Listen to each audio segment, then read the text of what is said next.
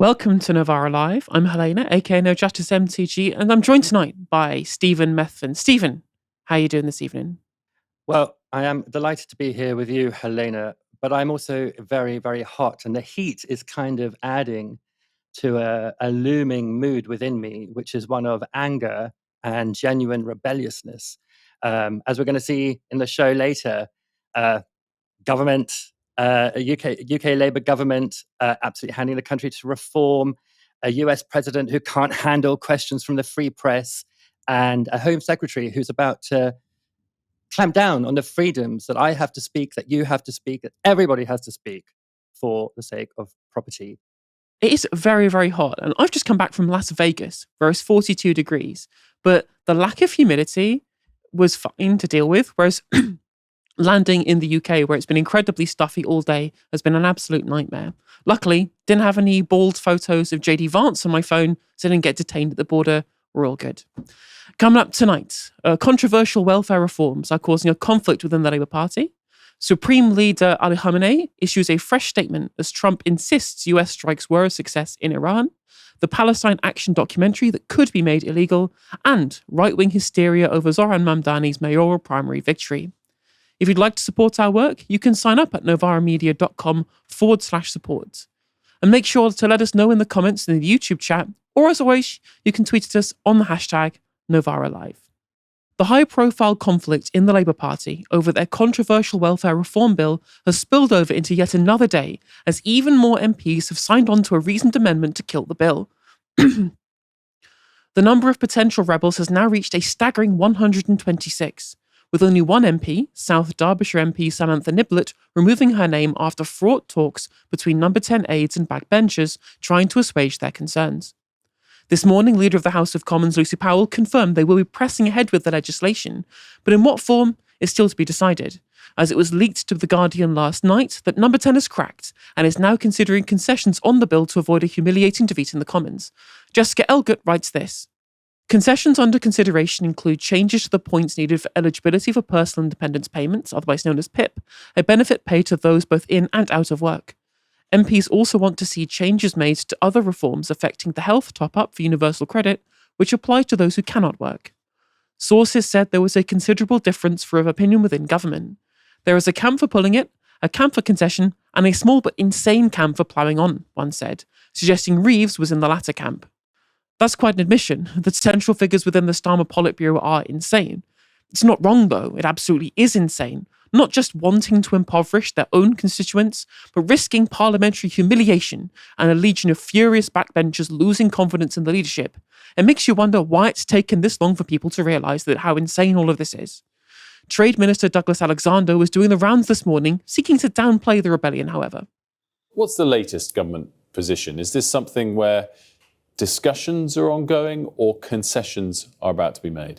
Well, discussions are certainly ongoing. You would expect that ahead of the second reading that's due to take place next Tuesday. 120 of our colleagues in the parliamentary party have signed that reasoned amendment. And so in that sense, we've read very carefully what that reasoned amendment says. The first thing that strikes you when you read the amendment is the degree of commonality on the principles. Everyone agrees welfare needs reform and that the system was broken. Everyone recognises you're trying to take people off benefit and into work because that's better for them and also better for our fiscal position. And everyone recognises that we need to protect the most vulnerable. Where there is, honestly, some disagreement at the moment is on the issue of how do you give implementation to those principles. Now, normally at a second reading, you're only voting on the principles of legislation, and then in the report stage and the committee stage, you deal with that implementation.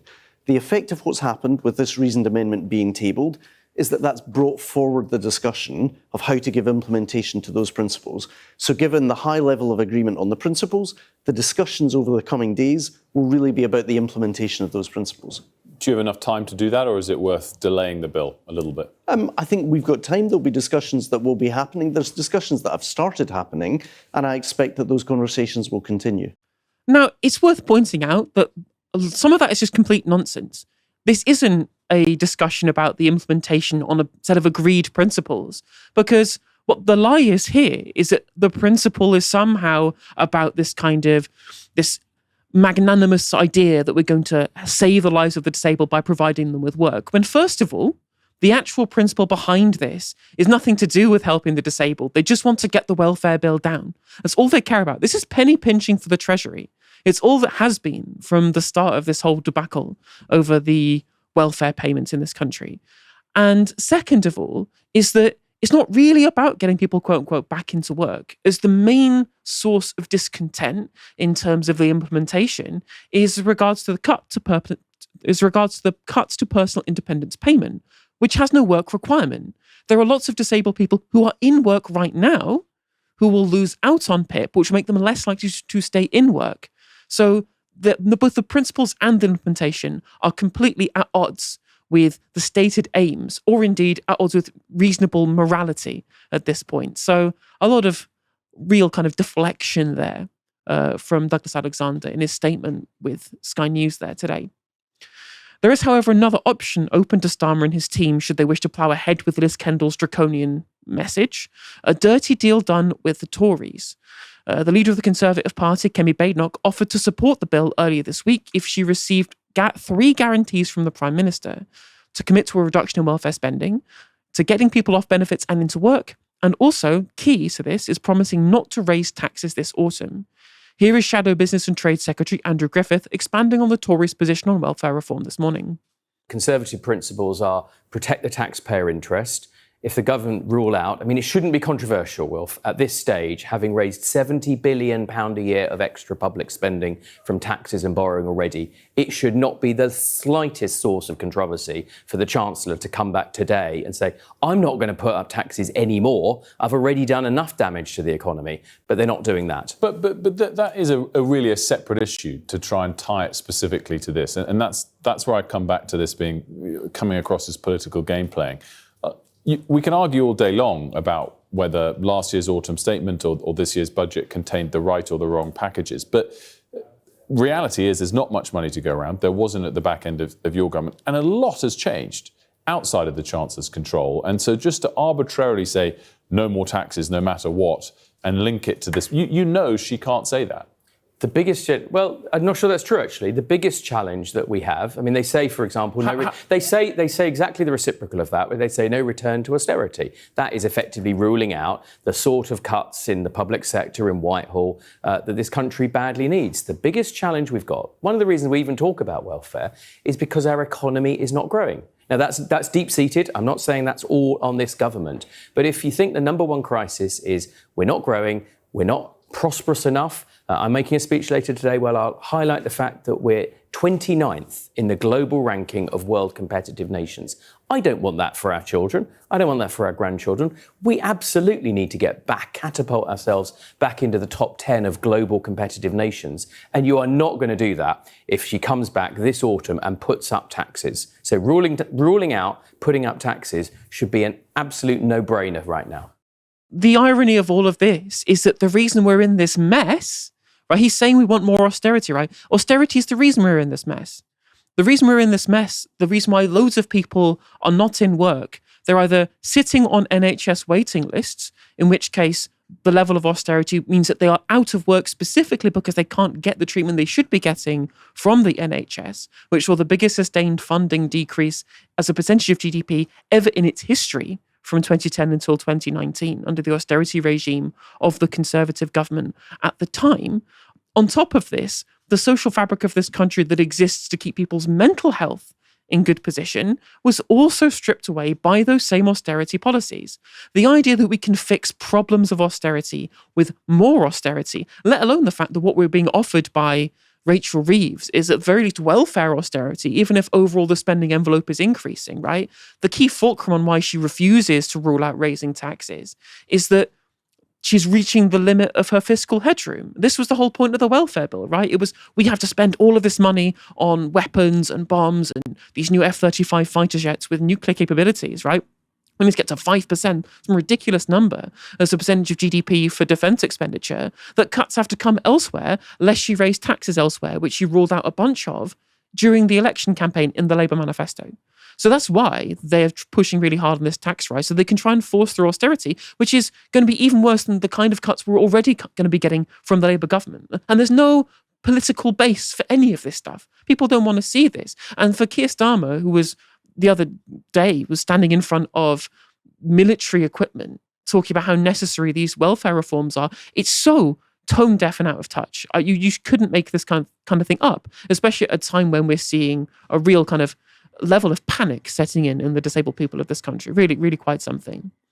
And if anything, was indicative of how draconian the proposed reforms are. It doesn't take much to get the Tories to agree with it, both in principle and in practice, especially given the fact that UN representatives branded the Tories' treatment of the disabled as a human rights violation, one that has been looming over. The debacle has been the shadow it casts over the Labour Party's popularity under Keir Starmer, which has been in the doldrums for months. Keir Starmer's top aide, Morgan McSweeney, has been a key champion of these reforms, and he has faced a lot of internal party criticism of late due to the state the party currently finds itself in. He was pitched as this master strategist and the electorate whisperer, yet his master plan has alienated huge swathes of the public. Plenty around the Starmer camp have less than positive things to say about the man. Here's Nicholas Watt from the BBC repeating some choice words heard behind closed doors. I spoke to a lot of MPs today. I'm going to tell you three big things I noticed. One is absolute despair amongst the most loyal of Keir Starmer supporters that he's got himself into this position. This is what I was told. One of them said to me, Keir Starmer has absolutely no political credibility amongst what should be his young, new, energised supporters. And from another one, this is somebody who is on, a member of the government. They're saying it is bad. It is so bad. I'm not sure they, number 10, could have created a worse situation. It is so bad, you almost have to admire their artwork in creating such a hopeless situation. The second thing is very strong criticism of Morgan McSweeney, who is the Prime Minister's Chief of Staff, and his team of what is described as boisterous young men. One person said to me, they're running around like extras in the thick of it. And finally, I understand that the government whips warned number 10 of a problem on welfare 9 months ago. And the view is that the whips have simply not been listened to in number 10. And there is a widespread feeling across the party that Keir Starmer has bungled his relations with his whips, bungled his relations with his backbenchers, and a lot of chat of a complete overhaul of his political operation. This is what really tilts me around the bend of this whole saga, this whole situation, right, is that in the run-up to the election, we were continually told, oh, Keir Starmer, he's the adult in the room.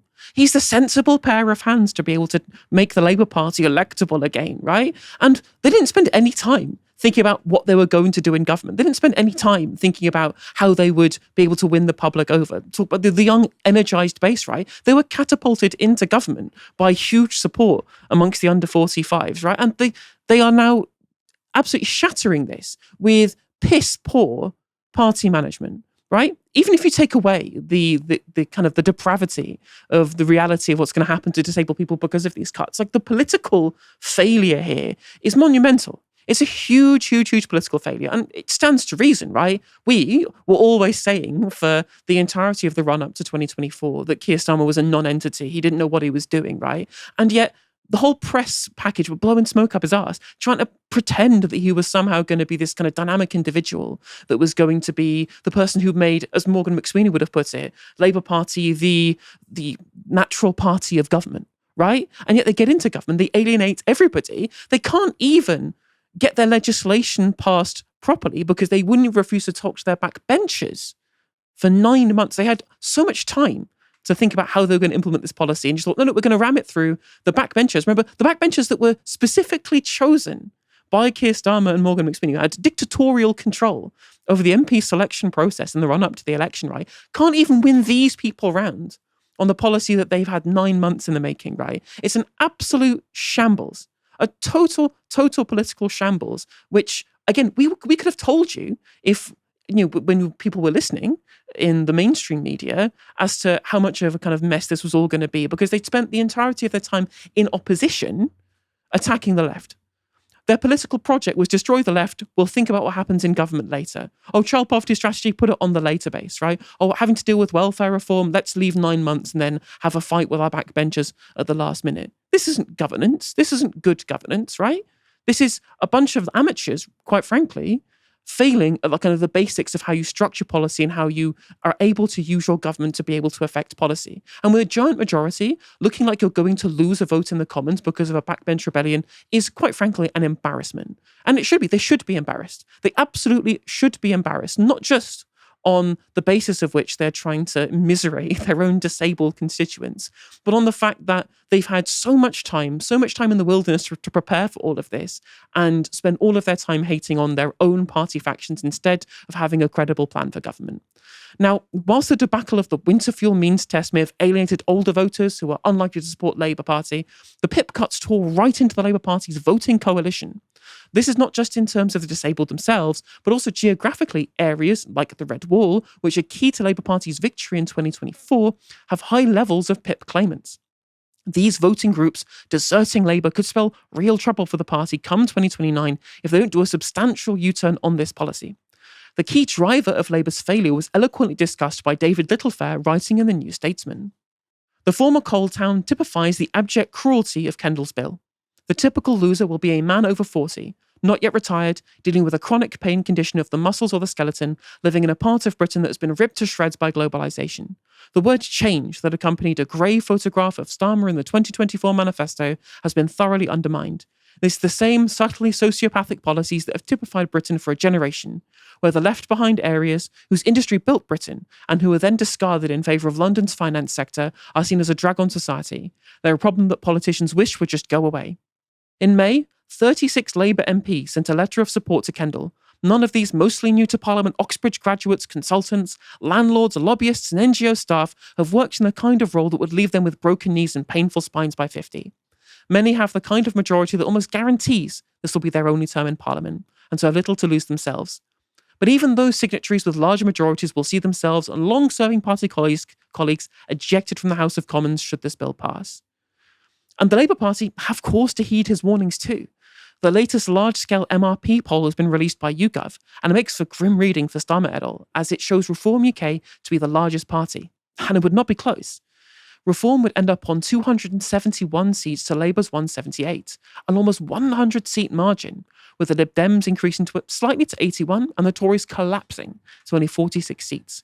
Reform gains would scythe through Labour heartlands in this model, shattering Labour's dominance in the Red Wall and the North East, two areas, as I pointed out before, with very high levels of PIP claims. The professionalised Labour Party of 2024 would essentially be reduced to only its urban seats, having seen post-industrial Britain lining up behind Reform UK. Although YouGov do make it clear that the bulk of Labour's lost votes are to its left and not its right, Reform's seat share would be a quirk of first past the post, as Labour's fragile coalition that was assembled in 2024 would fragment in all directions. The people of Britain have been yearning for change ever since 2008. They rolled the dice with Brexit, they then rolled the dice with Starmer. And unless things change, they will roll the dice again with Nigel Farage in 2029. Stephen, how have Starmer and his team screwed this up so badly? Well, because it's Keir Starmer at the centre of all of it. Look, I think this entire era of Labour politics is really well summed up by an idiotic tweet that Otto English did sort of just before the election or just after the election, I think, where he said, "It's nice, isn't it? The quiet." And a way of thinking about that tweet is this idea that actually what politics should be is a kind of gentle activity where there's no disagreement, which serves the class of person that Otto English is, the class of people that those journalists are, who all clustered around this empty bag of a man, Keir Starmer, and propelled him into the prime ministership and propelled all of those, as that Littlefair piece said, all of those MPs that he handpicked, chucking to the side local candidates who understood the communities they came from and through, replacing them instead with people who are like Keir Starmer, people who are like the media, people who are like Otto English, technocrats, consultants, these kinds of figures who were chosen precisely not because they understood the communities that they'd be representing and not because they were going to reinforce this kind of very fragile coalition, as you say, that had been built up amongst Labour voters, but rather because of their distance from those people and therefore their loyalty, their fealty to the ultimate technocrat, the ultimate paperman, Keir Starmer. So he's the problem here. And, you can blame Morgan McSweeney. Morgan McSweeney is, again, just like Keir Starmer, kind of, they all give me the vibe of like the second cleverest kid in class. They're not the cleverest, but they're the ones with their hands up all the time who think they've got the answer to everything. So they all have a similar kind of vibe. And, in this great piece in the New Statesman that Andrew Marr wrote, I think yesterday, he describes how Keir Starmer operates in government, increasingly surrounding himself just by people who are closer and closer in every respect to him, civil servants, advisors, and not even reaching out to the MPs who he surrounded himself with, because, of course, they've become, some of them, many of them, a little bit rebellious. And why are they a little bit rebellious? Well, they're a bit rebellious because they understand that they have been lied to in many ways. Keir Starmer is nothing if not a politician who has lied constantly through his whole career. He's nothing if not a politician who will betray you at a moment's notice, and who thinks, the word principle means a headmaster, and not a kind of code of conduct or a commitment that one makes. And, when people talk about the grown-ups being back in the room, that is the opposite of a grown-up. Because what a grown-up does is they have principles and they stick to them. And Keir Starmer never does that. And so I wouldn't be surprised if for many of these MPs, all of this, the winter fuel allowance and now the welfare cuts, have come as a complete surprise and were certainly not the kinds of things that they were told that they would be doing when they agreed to take up those positions. And yeah, if you can't even handle and gather and get a consensus amongst the people that you've picked, the people that don't represent their communities, but rather are supposed to be there because they're kind of, clones of you, drones of yours, then you have a real problem as a leader. Now, in that Andrew Marr piece, and he's kind of a Keir Starmer type himself. He blames Rachel Reeves. He says Rachel Reeves should go because she's the one with the economic policies which are driving them towards these unacceptable cuts for many MPs and for much of the country. Cuts which, incidentally, they haven't even been impact assessed, which is what this amendment is trying to do. Is trying to slow it down so there can be an impact assessment. So Marr's view is get rid of Rachel Reeves. But Rachel Reeves is just a symptom of the problem. She's not the actual problem. The actual problem is Keir Starmer. Rachel Reeves is just a kind of economic mini-me. Starmer is the prime minister. Starmer is the person who sets the agenda and who has final say over what direction this country moves in. And, he's been in office for more than a year now, a year now, just about, and it's not moving in any direction. There's no movement. Nothing has changed. In fact, things just seem to be getting worse all the time. And the major problem for Keir Starmer is that, unlike someone like Nigel Farage, he doesn't have a brand. Now, I don't think that politics is about brands, but you can go pretty far on a brand. You can go pretty far on the idea of a truth-speaking man of the people, even if you have no principles yourself, as I think Nigel Farage has. But Starmer has no brand and he has no principles. And that's like a toxic combination for a leader of a party and certainly for a leader of a government. Because if you have no principles and you have no brand, you have no product. You'd have nothing to sell. And I was thinking earlier, is he a product? What kind of product would he be? I mean, certainly he would be like in the cleaning aisle somewhere. He wouldn't be bleach. It's far too effective. He wouldn't be fairy liquid. A little goes a long way. That's not the case with him. And I was thinking, you know what he is? Starmer is like shake and vac. The sort of scented powder that you fling on a carpet and then you vacuum it up to make it smell better. It doesn't actually do anything. It's kind of fragrant for a minute. But if you leave it hanging around too long, it makes you feel sick.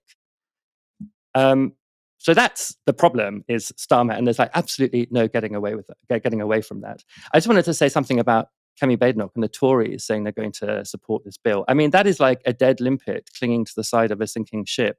That seems a kind of suicidal move on her part, because suddenly she's now supporting a Labour government, but she's supposed to be the opposition. And even though they may have some agreement on this bill, that's not the kind of leader the Tories are looking for at the moment.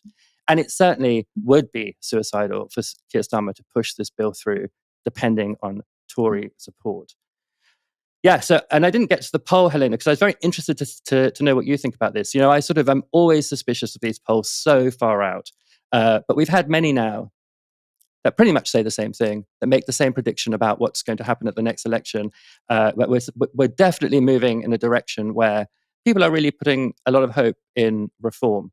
But it's good to see the Greens expanding as well. It's good to see that the left is taking votes from Labour. There is the prospect of a new left party. I think let's have it as soon as possible. There are a few years to go before the next election. There are a lot of gains to be made. There are a lot of battles to be fought with reform, but they all need to be, getting going pretty quickly.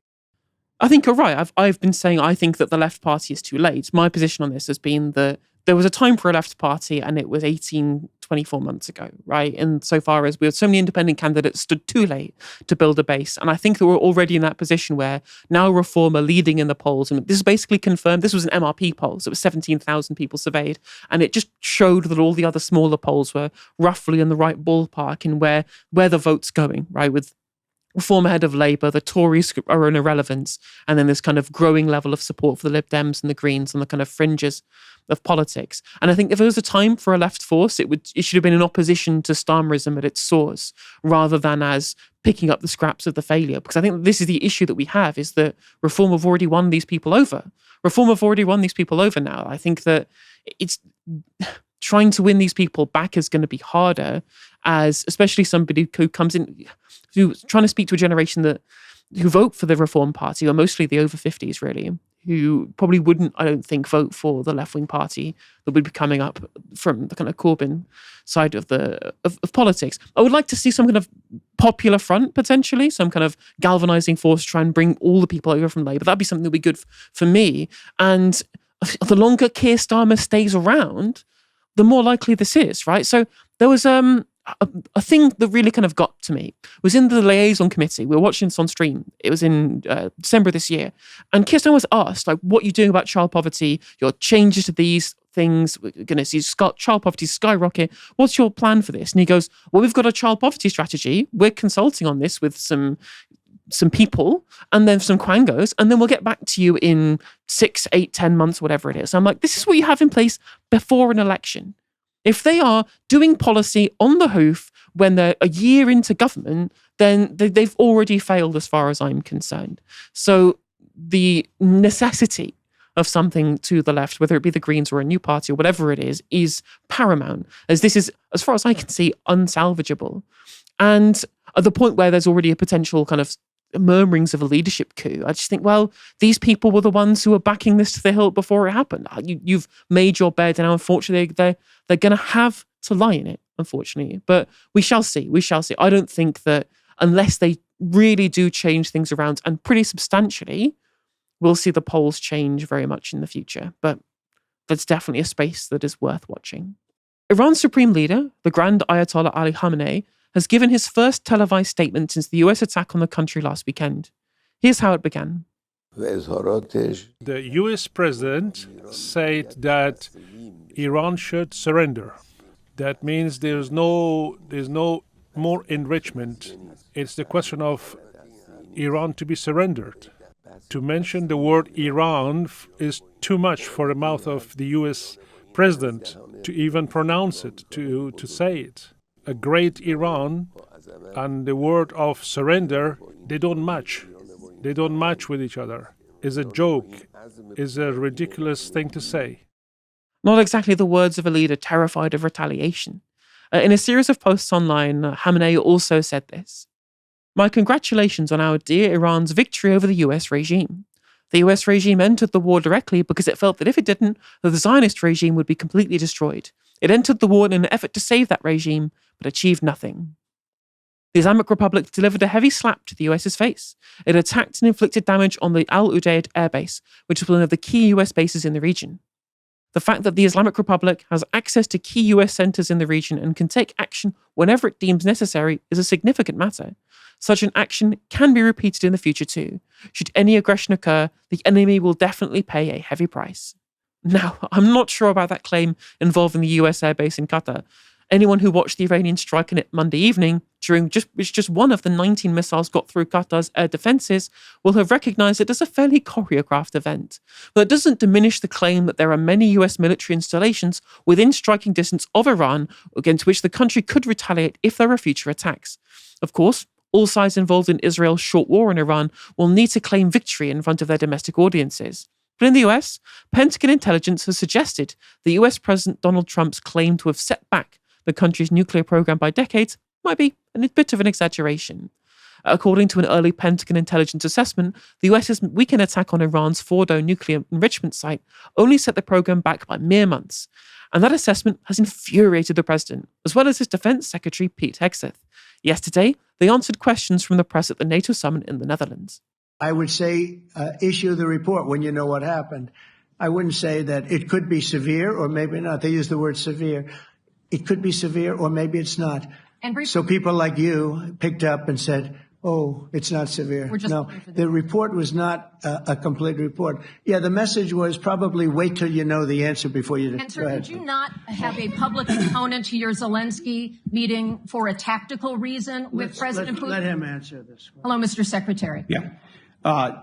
There's a reason the president calls out fake news for what it is. These pilots, these refuelers, these fighters, these air defenders, the skill and the courage it took to go into enemy territory flying 36 hours on behalf of the American people and the world to take out a nuclear program is beyond what anyone in this audience can fathom. And then the instinct of CNN, the instinct of the New York Times is to try to find a way to spin it for their own political reasons to try to hurt President Trump or our country. They don't care what the troops think. They don't care what the world thinks. They want to spin it to try to make him look bad based on a leak. Of course, we've all seen plenty of leakers. And what do leakers do? They have agendas. And what do? Do they share the whole information or just the part that they want to introduce? And when they introduce that preliminary report that's deemed to be a low assessment, you know what a low assessment means? Low confidence in the data in that report. And why is there low confidence? Because all of the evidence of what was just bombed by 12 30,000-pound bombs is buried under a mountain. Sorry, but you can't say the Fordo plant is definitely obliterated, definitely history, and also say all the evidence is buried under a mountain where no one can get to it. Trump then took his turn to lecture that journalist. And you know, you should be proud, especially you, should be proud of those pilots, and you shouldn't be trying to demean them. No, those pilots flew at great risk. A big chance that they'd never come back home and see their husbands or their wives. Let me just tell you, you and NBC, fake news, which is one of the worst, and CNN, New York Times, are all bad. They're sick. There's something wrong with them. But you know what? You should be praising those people instead of trying to find something. By trying to go and get me, you're hurting those people. They were devastated. You know, I got a call from Missouri, great state, that I won 3 times by a lot. And I got a call that the pilots and the people on the plane were devastated because they were trying to minimize the attack. And they all said it was hit. But we don't think it was really maybe hit that badly. And they were devastated. They put their lives on the line, and then they have... And I'm not referring to you, but real scum come out and write reports that are as negative as they could possibly be. It should be the opposite. You should make them heroes and heroines. It just seems to me that so much of the Trump campaign's existence as a political entity is just this idea that the US is the best at everything. We're the best. We have the best pilots. We're the best pilots. Yeah. How dare you say they didn't hit those things? I said that they hit them. They hit them so goodly, so bigly that they were destroyed. It's just like, it's not like the US military has ever lied about anything else in the past, have they? No Abu Ghraibs or anything like that. It's not like the American military might be incompetent at completing their jobs in any particular reason. You know, the ones that essentially failed at having the end of the Taliban in Afghanistan, for example, right? Of all of the different things that the US military can claim to have done, right? The idea that they might mess something up or that something might have been done from the Defense Department's failures and their incompetence, the idea that wouldn't be something that would be, at least in any way, likely is for the birds, right? Of course, these kind of things are going to be happening. Of course they are. Now, it's not just the US intelligence that's throwing cold water on Trump's claims. European governments also have their doubts. The Financial Times has reported today that early intelligence provided to European governments suggests that not only is Iran's uranium largely intact, it was also moved from Fordo before the US strikes. Don't tell me that a US operation that may have cost as much as $170 million only managed to blow up an empty facility. Ever since the weekend, satellite images like this one, taken days before the US attacks, have circulated online purporting and showing a convoy of trucks outside the Fordo facility. So, rumours that the uranium was moved in advance are nothing new. In the Pentagon today, Hegseth answered more questions on the mission. This is what happened when one journalist tried to do her job. Do you have certainty that all the highly enriched uranium was inside the Fordo mountain, or some of it, because there were satellite photos that showed more than a dozen trucks there 2 days in advance? Are you certain none of that highly enriched uranium was moved? Of course, we're watching every single aspect, but Jennifer, you've been about the worst, the one who misrepresents the most intentionally. What the president says. I'm familiar. I reported about the ventilation shafts on Saturday night. And in fact, I was the first to describe the B-2 bombers, the refueling, the entire mission with great accuracy. So I take issue with that. I appreciate you acknowledging that this was the first the most successful mission based on operational security that this department has done since you've been here, and I appreciate that.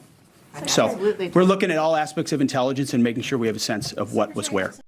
Also in the briefing room was head of the Joint Chiefs of Staff, General Dan Kane, who gave this presentation of a test of a 30,000-pound bunker-busting bomb used against Iran.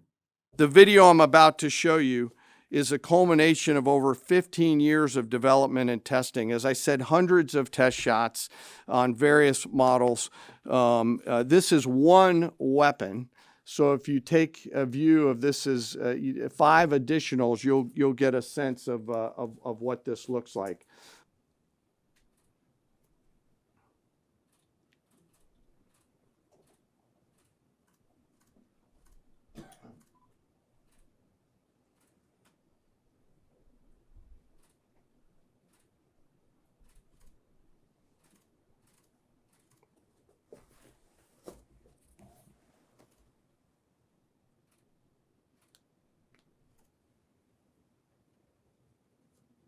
Keep it going for a minute. You'll see inside the mission space.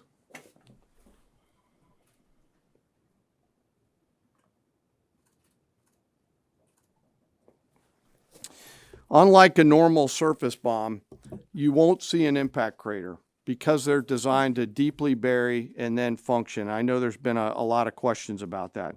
All 6 weapons at each vent at Fordo went exactly where they were intended to go.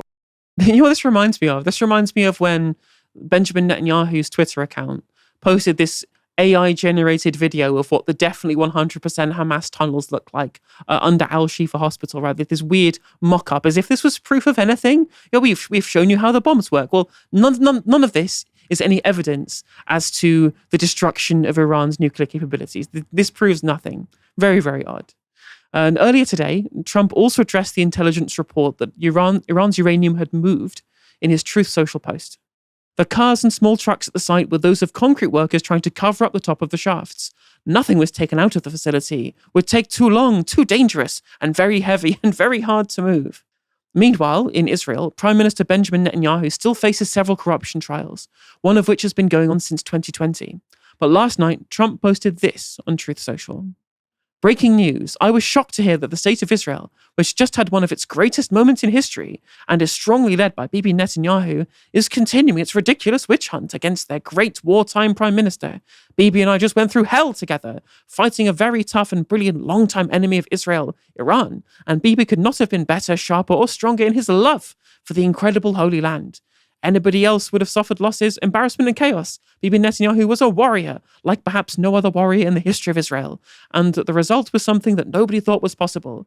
A complete elimination of potentially one of the biggest and most powerful nuclear weapons anywhere in the world. And it was going to happen soon. We were fighting literally for the survival of Israel, and there is nobody in Israel's history that fought harder or more competently than Bibi Netanyahu. Despite all of this, I just learned that Bibi has been summoned to court on Monday for the continuation of his long running. He has been going through this horror show since May of 2020. Unheard of. This is the first time a sitting Israeli prime minister has ever been on trial. Politically motivated case concerning cigars, a Bugs Bunny doll, and numerous other unfair charges in order to do him great harm. Such a witch hunt for a man who's given so much is unthinkable to me. He deserves much better than this, and so does the state of Israel. Bibi Netanyahu's trial should be cancelled immediately, or a pardon given to a great hero who has done so much for the state. Perhaps there is no one that I know who could have worked in better harmony with the President of the United States, me, than Bibi Netanyahu. It was the United States of America that saved Israel, and now it's going to be the United States of America that saves Bibi Netanyahu. This travesty of justice cannot be allowed. Now, I almost did the voice there. I apologize. I'll do the voice next time, I promise. Hours after that message from Trump, Netanyahu's lawyers lodged an application to postpone that trial again, citing, quote, national, diplomatic and security issues of the utmost importance.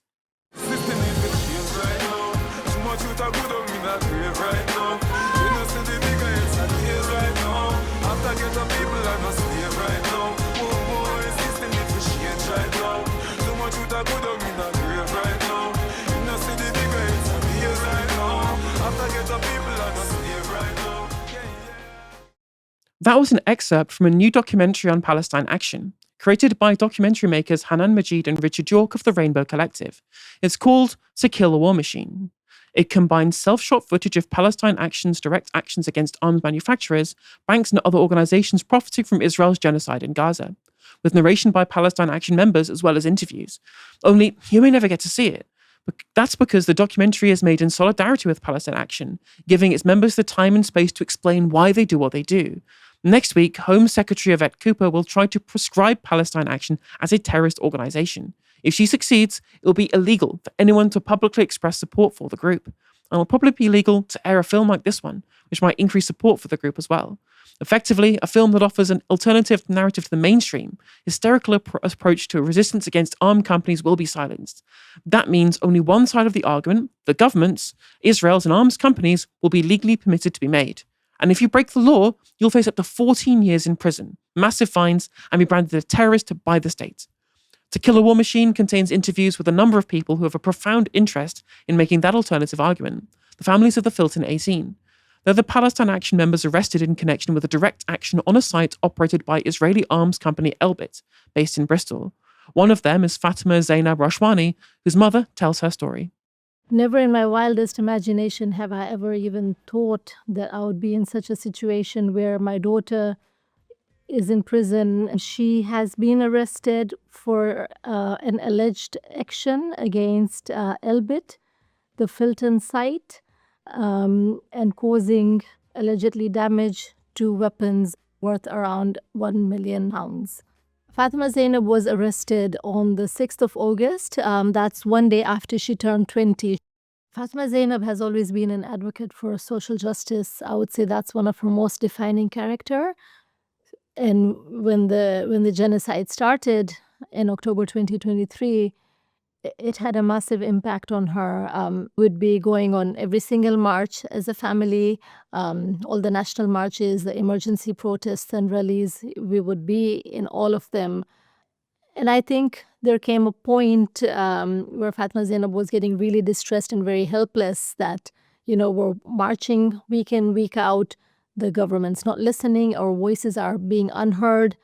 And I feel this is the point where she felt that she needed to take action herself, do something more than just marching week in, week out. We're all proud of her, we're all proud of being where she is for why she is in prison, and even, when I visit her, I tell her you need to hold your head up high because you're not going to allow anyone to criminalize you because you haven't done anything that you need to be ashamed of. Many of the 18 arrested over the Filton action were detained under terrorism law, even though they don't face terrorism charges. That, of course, will change for future activists, as well as their supporters if the Home Secretary gets her way. In this next clip, several contributors discuss what the use of terrorism legislation means. The police response to this action has been quite extraordinary. They've used counter-terror legislation to detain and remand many of those activists in prison, and to the extent that they were moved from one site to another site without anybody who knows them being made aware that they had been moved, they're effectively rendered incommunicado from the rest of the world. You have seen people detained on remand for a long time, but initially under counter-terrorism legislation, which meant there were numerous ways in which they could have more harsh treatment justified, supposedly, in a cell all day with the lights on, all night with the lights on, regular disruption. And with Fatima Zainab, I couldn't see her until 3 weeks into her arrest. The government has abused the use of counter-terror powers to arrest the Filton group, to interrogate them day and night, and then because of the terror connection that they're now labeled with, the consequences in prison on remand have been horrific for all of them.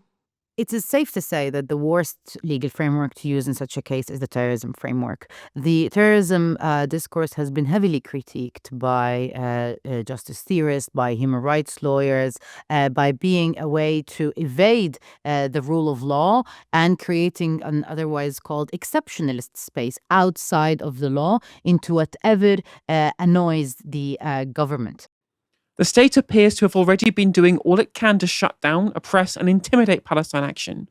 Now, Yvette Cooper, under Prime Minister Keir Starmer, will attempt to grab more power to enforce existential restrictions on Palestine Action. The UK government may regard them as terrorists, but elsewhere in the world, in the place that matters most right now, they're heroes.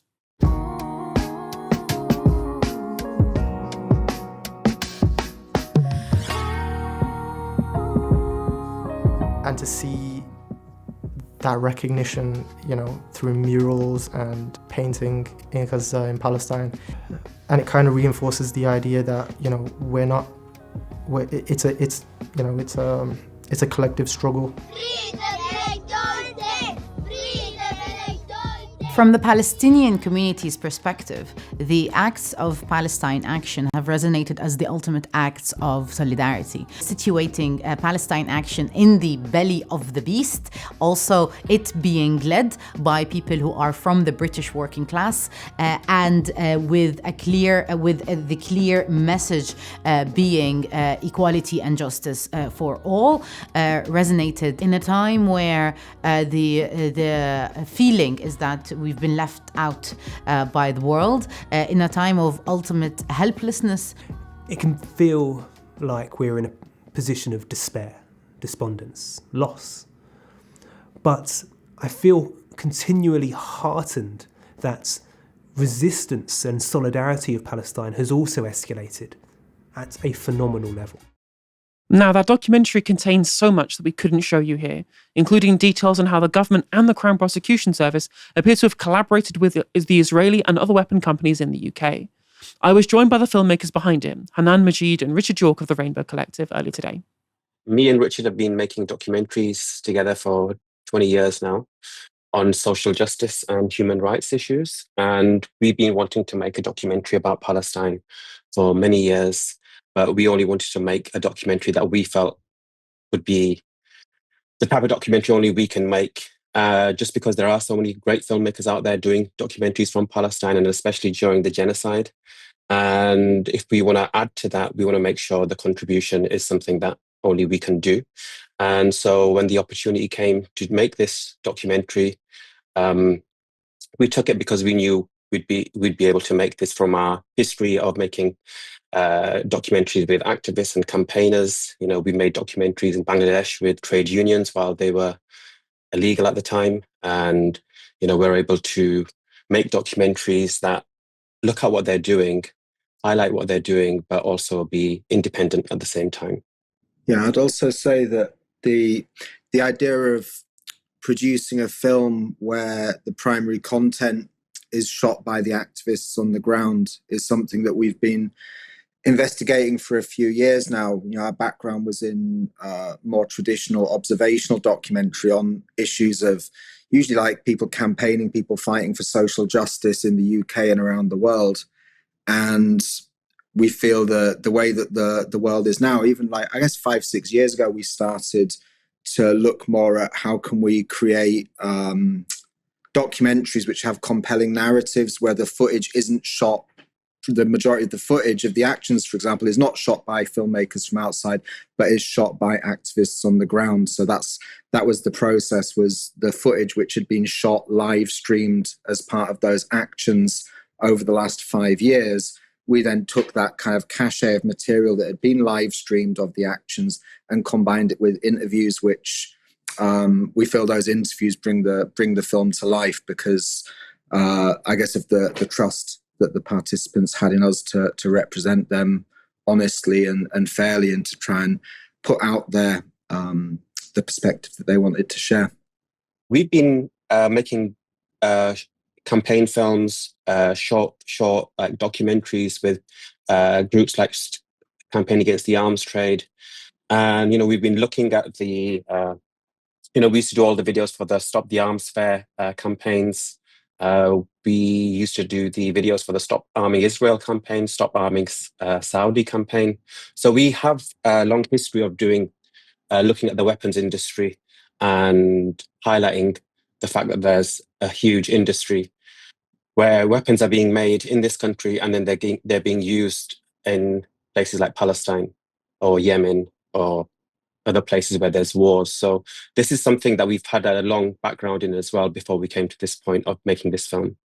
Yeah, and a part of the documentary is about how far the state, including this Labour government, will go to protect the arms companies in Britain, the arms industry more broadly. We're about to see Yvette Cooper going even further and potentially prescribing Palestine Action as a terrorist organisation. What do you make of this kind of escalation of this conflict between activist organisations and the government? I think there's other people who can speak better about the ways that it's going to curtail the freedom of protest. Like, obviously, it's a massive. It's like we'd see it as an egregious abuse of power by the state.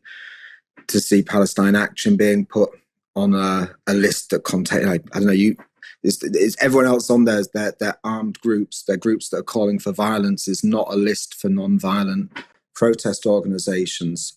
How that's going to impact the right to protest is going to have huge ramifications, which there's other people much better to talk about than us. How it affects us is looking at the kind of the knock-on effect a bit down the chain. So if it becomes illegal for Palestine Action to even exist, right? It becomes illegal for people to become a member of Palestine Action, but it's also illegal for people to show support then for Palestine Action. But there's a grey area there, because what about journalism which expresses solidarity with Palestine Action, for example? What about editorials that express it? What about even an objective news article, but which doesn't actively condemn Palestine Action? Does this too become illegal? Is every tweet which has been liked or reshared, is every Instagram post out there where someone has said, right, I agree, if they carry on doing that, if they don't take those down, is that an illegal act? And this is being rushed through. This is going through a kind of at lightning speed.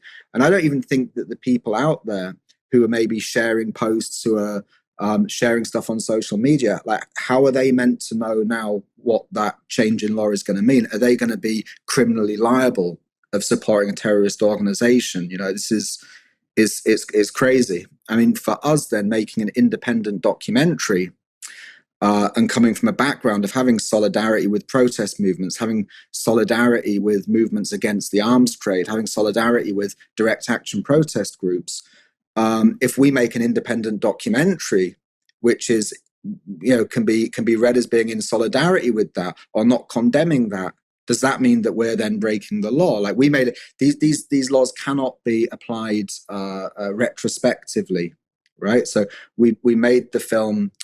Before that, we've had it certified by the BBFC, the British Board of Film Classification. It's been watched by this kind of like arm's length government organisation. It says, yeah, that film's good to go. It was made before Yvette Cooper kicked this stuff off. But what does that mean for our distribution? What does it mean for people who are then putting out an article, even an article they might have written some time ago, a film they might have made some time ago? Does it then become illegal to carry on distributing that? Does it become illegal for people to watch it? This is the area within this that we're kind of trying to navigate at the moment as independent filmmakers. What's happening now if the prescription goes through, and if the legality of it hasn't really been laid out for people, whether it's professional filmmakers or journalists like us, or whether it's for people who are on social media who might get in trouble by liking or sharing a post, because the law's going to be unclear to people, it means that people are going to have to start self-censoring. And that's the situation which we're currently going to find ourselves in come this weekend. If it looks like the vote's going to go before Parliament, if it looks like Palestine Action going to become a proscribed group, that doesn't mean that our film becomes illegal, because our film is an independent documentary. But what it means is we have to then take a decision. Could our film be read as supportive of that movement? And if we feel that there's a potential for that to happen, then we have no choice but to self-censor, to take the film down and to stop distributing it. And for me, that's quite an insidious culture that could be developing, where filmmakers and journalists, rather than the state overtly coming out and banning the film, they're putting the pressure on filmmakers, journalists, writers to self-censor or face legal consequences. If you want to see To Kill a War Machine, there'll be various screenings at venues across the country in the coming days, whilst it's still legal. These are some of them. On the 27th of June at Clifton Villa in Margate, that's the 101 Social at 6:30. On the 28th of June, there'll be in Birmingham, the Old Printworks at 5 p.m. In London, at Palestine House at 7:30. In Bradford at the Kirkgate Community Centre between 6 and 8. Sheffield at the Broomhall Centre at 5:30 p.m. And Pembrokeshire in the Bloomfield Community Centre at Narberth at 2 p.m. There's also on the 29th of June in Glasgow at GMAC from 4 till 6. In London at the Advocacy Academy in Brixton at 7 p.m. And at the Oxford Cinema, formerly the Odeon, at 8 p.m. And the Art Studio in Preston at 11 a.m. And also on the 30th of June and the Newcastle location near Westgate Road to be confirmed at 7 p.m. as well. There will also be international showings long beyond the reach of the crooked arm of the Home Secretary. Catch the film in Norway, Lisbon, Vienna, Berlin and Belgium, as well as at multiple screenings in Australia and in the USA. And we'll try and get the link to the film online and all of the dates that you can find in the description as well. Stephen, this is obviously a very, very important film, but also very, very an important context of what might happen in terms of the discourse around how we oppose Israel's genocide moving forward. What's your take? Well, look, I watched that film today to prepare for the show tonight, and I'm not ashamed to say that there were points at which I was moved to tears by the courage, the conviction, and the clarity of the activists who do direct actions through Palestine Action in order to stop the killing of people in Gaza, or at least to make it really, really expensive. Now, there's one scene that we didn't show in the piece of a young man standing on the roof of a factory in Birmingham, waving a Palestinian flag after having broken in. And in an interview, he just talks about a sense of calmness that he felt in that moment. And that's the calmness of being so assured that what you're doing is right and what you're doing is everything that you can do to stop something worse happening somewhere else. And what's happening now is that the government is doing everything it can do to ensure that something worse happens somewhere else. They're doing everything that they can do to make it cheap for arms companies in the UK, amongst them Elbit, but other ones as well, to make money off of the slaughter of Palestinians in Gaza. And I think that Palestine Action is so courageous, so brave. I wish that I had the courage to act on their behalf. I don't. But I am wondering increasingly whether I have the courage in my own personal capacity to break the law if they are prescribed. And I know a lot of people will be thinking the same. And the reason that I feel so strongly about this is because the acts of this government in attempting to prescribe a peaceful, albeit direct action, but a nonetheless non-violent protest organization, Palestine Action, an organization that has never threatened violence to any human being. The idea that they're going to prescribe them as a terrorist organization means that they are also clamping down on your rights, Helena, my rights, the rights of every single person in the audience watching this show. That is the right to have an opinion about what people are doing and to express it vocally if you support them. They clamp down on my rights and your rights, Helena, as journalists, because it means that we cannot offer an analysis that could be construed by someone out there to be supportive of Palestine Action, let alone an analysis in which we directly support Palestine Action post-prescription. And why is the government doing this? Why are they clamping down on the rights of human beings while they're doing it to protect objects, things, not just any objects and not just any things, the kinds of objects and things that can be used to kill other people. The government is essentially saying it is more important to us that objects, the products of weapons firms, the products of factories, things that have no minds, no souls, nothing. It's more important to us that they're protected than that your right to express yourself vocally or in any other way about an organization which you think is acting for the best, is acting in the best and bravest way they can. They're determined to put those objects above you. And what I don't understand, Helena, is where are the free speech warriors? Where is Toby Young? Where are all the GB News people? Why aren't they coming out and saying, actually, this is outrageous. This is a government overstep, because they are clamping down on this fundamental right that we have as Brits to speak our mind. You know, this is a form of state violence. You know, everyone talks about, the violence of Palestine Action, smashing up windows and breaking computers, whatever. This is the violence of the state, because what they're doing is they're saying, shut your mouth or go to jail. Shut your mouth if you support them or get huge fines. Shut your mouth if you support them or get prosecuted under the Terrorism Act. Become branded a terrorist. That is far more violent, far more aggressive than anything that Palestine Action has ever done. And these people on the right who are revealing themselves to be fucking hypocrites should be out there shouting this from the rooftops, because this is a fundamental abuse of state power in order to oppress us who have political opinions, and it will be used to oppress other people who have political opinions too. So yeah, Toby Young, GB News, where the fuck are you? You're so right. You're so right. It drives me round the bend hearing these free speech warriors when their conception of free speech, their entire conception of free speech is essentially entirely comprised by, oh, well, I said a bad word and I got banned on Twitter, right? It is people who don't read the terms of service and then will violate the terms of service and get their account banned or whatever, or a private institution will disinvite somebody with unsavory opinions that the patrons of that private institution don't want to hear the opinions of, right? And that private individual will be disinvited or whatever. This is an absolute damning indictment on free speech as far as these people are concerned, when in reality, the crux, the fulcrum on which free speech as a concept resides is about state power, as you rightly point out. It is the violence of the state to be able to shut you up for the things that you say, right? To actually take away your civil freedoms. It's nothing to do with whether or not you can have a Twitter account or you can go and talk about how much you hate trans people at a university. It's about whether the state can enact the reduction and the retraction of your civil liberties because of your opinions.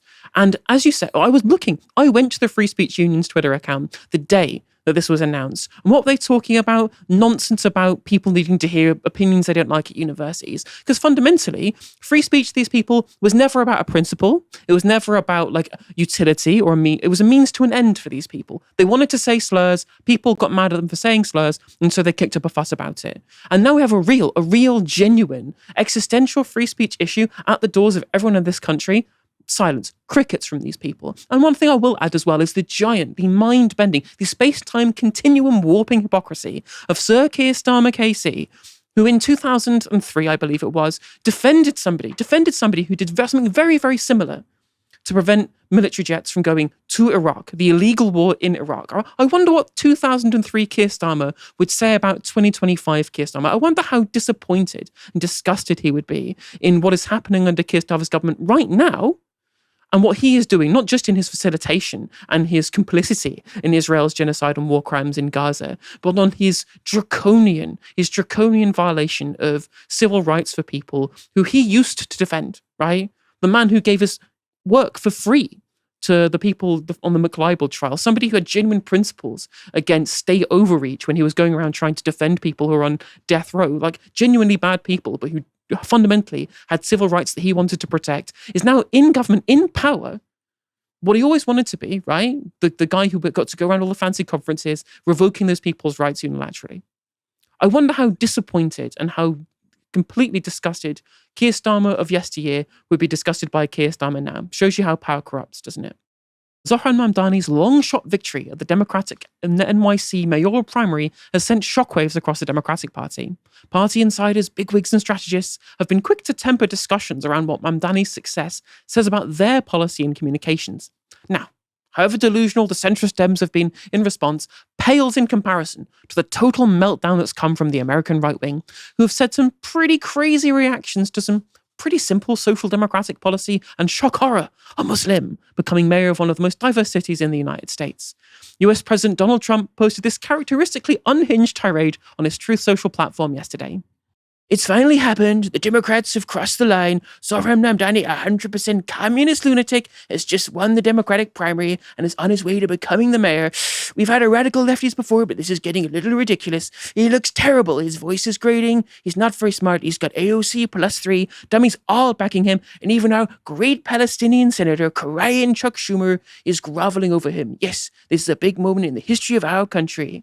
Which, to call Zohran Mamdani a communist for doing basic social democratic policy has real, like Jeremy Corbyn 2019 broadband communism vibes about it. You're providing a service free at the point of use. That must be communism. Is the NHS healthcare communism now? To be fair, Red Scare tactics are nothing new. Trump called Joe Biden a communist and a radical leftist. This seems to be the default insult for anyone to the left of Attila the Hun as far as US conservatives are concerned. However, Charlie Kirk was on Megyn Kelly's channel with some comments that were far more racialized in nature. The two financial power centers of the West are obviously London and New York. And are we really going to have two Muslim mayors of the major financial power centers of the West? Like, let's just take a pause and take a step back and like, what does that say and what does that mean? And people say, well, it's irrelevant that he's Muslim. Well, you said it best. He wants to globalize the Intifada. And by the way, that just means globalized terrorism. He is the first mayoral candidate of any significance to say that he supports sanctions of Israel. I want you to understand that. That is America's most Jewish city, New York, and he wants to sanction Israel. And we're not allowed to mention that he's also Muslim. Like, I'm sorry, like that actually matters a lot. And he should be put on the record and ask questions about not just his faith, but also, do you think that it's good that we're continually importing hundreds of thousands of people that don't import our values? And you look at Ilhan Omar. Is Ilhan Omar a good example of someone that has pride and patriotism and gratitude for our country? It's not a good track record so far. And from Mandani, you're seeing someone that has resentment-driven politics, super bad economics, terrible economics. But dare I also say, a radical cultural orthodoxy that is going to be introduced into America's largest city, one that will not make it a safe place for Jews, not a safe place increasingly, I think, for Western values and potentially Christians. And to say that you are in favor of boycotting, divesting, and sanctioning Israel in America's most Jewish city, and it's just a coincidence that that guy happens to be Muslim, yeah, I think that's complete rubbish. And final point I'll say is this, is that London is a captured city. I don't know if you've been there recently, Megyn, but awful. It is a husk of its former self. It is terrible. And I don't like the fact that I go to Piccadilly Square and I see more Arabic than I see English, that I see more stores that are Yemen, Omani, Saudi Arabian. That is a conquered and a captured country. And Mamdani has to run on his own merits. He's his own individual person, but he has not given any indication that he is anything but a radical socialist and someone that is trying to continue the Mohammedan march in the West. Individual Muslims can be great members of American society. We all know them. But in the macro, in the big picture, are we really benefiting the more that we are importing Islamists into the West? I say no, and I think we should have a lot of caution making a Muslim socialist the mayor of America's largest city. Now, this is obviously just pure Islamophobia. That's all that this is, right? In so many things here. So first of all, this link between, he says he's anti-Israel, he supports BDS. This is a very Jewish city in America.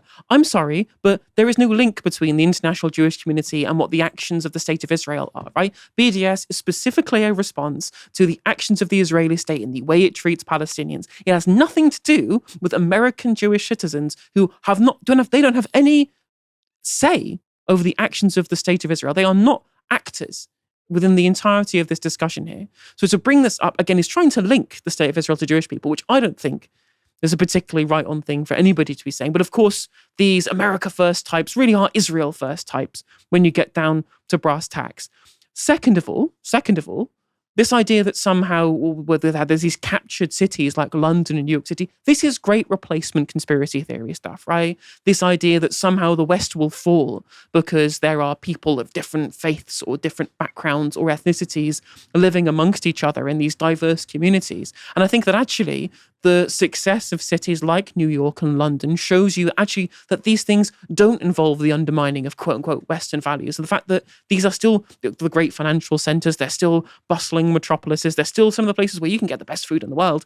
And yet there haven't been all these kind of doomsaying around the kind of the cultural differences that would lead to tensions. Actually hasn't manifest in the way these people continually said they would, despite the fact these demographics have continued changing, shows that this is just prima facie wrong, what he's trying to say here. And last of all, trying to talk about the importation of Islamism in when you look at people like Sadiq Khan or Zohran Mamdani, when these are people who are vehemently pro-LGBT, right? They are absolutely pro things like women's rights. The idea that these have anything to do with kind of the extremist side of kind of the international kind of Islamic community, for example, the idea this was anything to do with things such as the more fundamentalist parts of like Salafi Wahhabism or whatever, anything like that, is just so obviously wrong.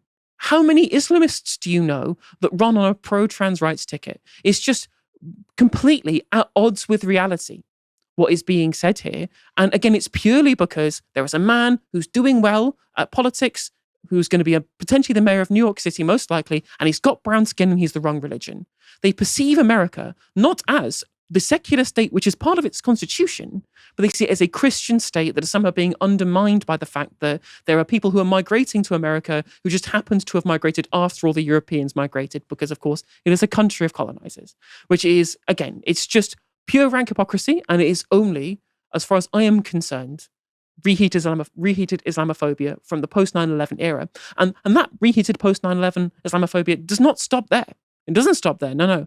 Far-right figures Laura Loomer and Marjorie Taylor Greene felt it necessary to be far less erudite in their criticisms. Loomer posted this to X, the Everything app. Zohran Mamdani hasn't even been a US citizen for 10 years. He is literally supported by terrorists. NYC is about to see 9/11 2.0. And my unfortunate namesake, MTG, posted this image of the Statue of Liberty in a burqa. Now, to Laura Loomer's comments, the idea that somehow 9/11 happened again now that there's a Muslim there's a mayoral position. I thought the argument from the right was that the Great Replacement was going to turn Western cities into the new caliphate. And I'm like, well, surely they wouldn't attack it then. But they've won now. Why would there be another 9/11? That makes no sense.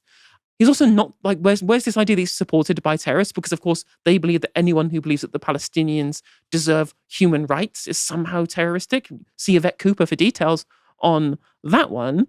And when it comes to this idea of the Statue of Liberty wearing a burqa, I mean, this is a progressive Muslim candidate who is running this election in the form of Zohran Mamdani, right? This is someone who's socially progressive on lots of the issues that Democrats care about. The idea that this, again, would be linked to the more kind of fundamentalist part of Islam, there's no relation to reality in anything here. And the only reason you'd think this is if you just fundamentally see Muslims as being backward. That's how these far-right, these racist figures perceive Muslims as being entirely backward with not a single kind of modernist bone in their body, which is fundamentally untrue when you actually look at Zohran Mamdani's positions.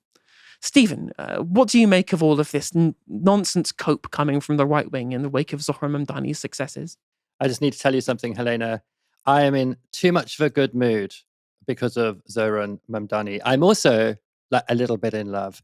So I'm not going to let these racist, lunatic morons who once visited Piccadilly Square and Leicester Crescent and Tottenham Court Circus ruin it. I mean, fundamentally, what these people are about is division. It's extremely important for them politically to have people as divided as possible. What Mamdani stands for is unity, and that is the thing that terrifies them the most. Metropole cities, cosmopolitan cities, they terrify them as well, because they are in fact places where, on the whole, people do live in a kind of unity, multiculturally, your neighbors are, my neighbors are of a variety of different ethnicities and religions. It's the same across London, except of course in places like Piccadilly Square. So yeah, I just can't take them seriously. But I can tell you what I think is the thing that really, really, really frightens all of them. And it's this. In that election for the Democratic ticket, which Mamdani won, 1 in 5 Jewish New Yorkers voted for him. He won overwhelmingly, despite the ramped up campaign funded by Cuomo's super PAC to discredit him as anti-Semitic. And what that shows is that nobody is buying anymore the relationship between anti-Zionism and anti-Semitism that these people want to say, which is that they're the very same thing. They are not the same thing. And all those people who voted for Mamdani in New York and all those people who will vote for him in the mayoral elections know that now. Yep, 100%, 100%. I don't think we're going to be seeing many reruns of what we saw happening to Jeremy Corbyn in 2019 again, now that everyone knows the reality of what Zionism entails and what we've seen in Gaza over the past 20 months. You can be sure of that. There'll be obviously be the corners of people who will continue to scream about anti-Semitism when it comes to opposing Israel's crimes against the Palestinians, but that is wearing absolutely thin. And I think the victory for Zohran Mamdani in New York City shows that we will hopefully see that Israel's time as having kind of unilateral support across America will slowly start to wane. Now, thank you very much for joining this evening, Stephen. That is a complete pleasure. I'm glad we ended on Mamdani because I am feeling so much happier than I did at the beginning of the show. But I also want to say something to the audience that I think we forgot to mention, which is that we did a much longer interview, or you did a much longer interview, Helena, with Hannan and Richard, the filmmakers behind the Palestine Action documentary. That will go out as a separate clip with the whole piece about Palestine Action, I think, tomorrow morning. Absolutely. Well worth watching. It is an excellent interview, and those guys are absolute heroes. You should definitely tune in when we put that back up. Thank you, everyone, for tuning in this evening. Come back on Monday for another live stream from 6 p.m. For now, you've been watching Novara Media. Good night.